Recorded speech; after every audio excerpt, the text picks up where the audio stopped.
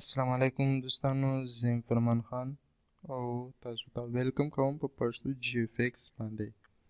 اول خو وینډو آر پریس کې تاسو او بیا ټایپ کې وین ورلد. تاسو سره به ایم ایس ورلد کولاو شي. د هوم ټیب چې کوم هغه ټیوټوریال آلریډي ما جوړ کړی دی او زما په چینل پښتو جی اف ایکس په یوټیوب باندې پراته دی.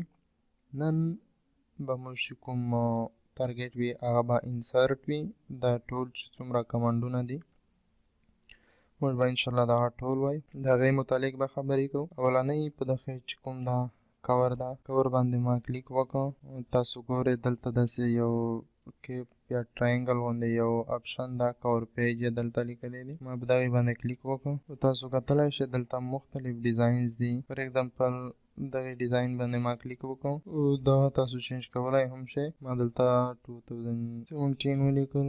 هغې نه پس دلته ما نوم ورکړو پښتو جی اف ایکس. اوس دلته زه لږ څه آنلاین د هغې کې لږ ما چینجینګ وکړو. مطلب دا چې دا تیار چې کوم کور پیجز دي هغه دي. او دلته تاسو د هغې ډسکریپشن مزید نور هم ورکولی شئ. دلته چې کوم ایتر وي هغه هم چینج کولی شئ. او دا چې کوم د کومه کمپنۍ وي یا ایتر وي، دا ایتر د کمپنۍ دا ډیټ دلته دا هم تاسو چینج کولی شئ. کمپنۍ هم چینج کولی شئ. د هغې ته مزید سټایل هم ورکولی شئ. او فی الحال موږ دا نه غواړو. اوس که تاسو غواړئ چې نه دا چې کوم ډیزاین ده دا تاسو دپاره نه ده صحیح، تاسو د ډیزاینینګ دپاره اګین به راشئ انسرټ کور پیج باندې به کلیک وکړئ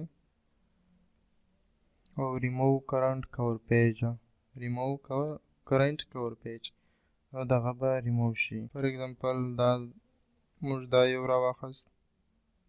نو دا تاسو ګورئ کور پیج د بوکس باندې به تاسو لیدلی چې کور پیج دې څه شی دغه پښتو جی اف ایکس. او دا چې کوم ډسکریپشن ما لیکلی و او ابسټریکټ او دا چې کوم سب ټایټل یې و دا به یې سال وي، دا به یې مهینه وي. اګین زه کور پیج ته لاړم، ریموو کرنټ کور پیج او فار ایگزامپل ما دا یو راواخیست. دغه باندې تاسو خپل هم ښه پریکټس وکړئ نو تاسو ته به صحیح معلوم شي. هغې نه پس راځو بلینک پیج. بلینک پیج باندې چې زه کلیک وکړم نو تاسو ګورئ دا بلینک پیج به زما سره راشي. فار ایگزامپل دا پیج نمبر 4 ده. اوس زه کلیک کوم بلینک پیج. نو دلته تاسو کتلی شئ. فار ایگزامپل زه دلته لږ څه ټایپینګ څه به ولیکم. دیس از د بلینک پیج. ما دا ولیکل. تاسو د پیج ګورئ اوس چې دغه چینجینګ څنګه کوي. ما په بلینک پیج باندې کلیک وکړم. اول 5 of 5 او 6 of 6.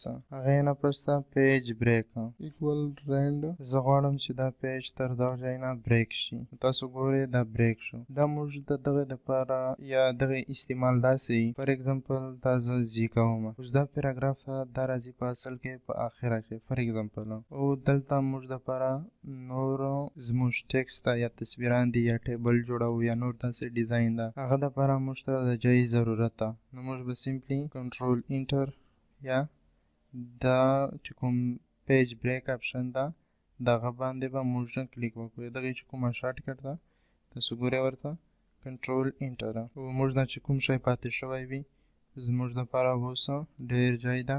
دا ټول چې موږ اوس لیکل کولی شو. فار ایگزامپل زه به یو شیپ راواخلم تر دغې ځای پورې. فار ایگزامپل دوستانو دا دغې دوستانو تر ننه پورې دومره هم. بیا به انشاءالله دا چې کوم اپشن دی ټیبل پکچر اینډ شیپ سمارټ آرټ اینډ چارټ بیا به موږ انشاءالله دغه وایو.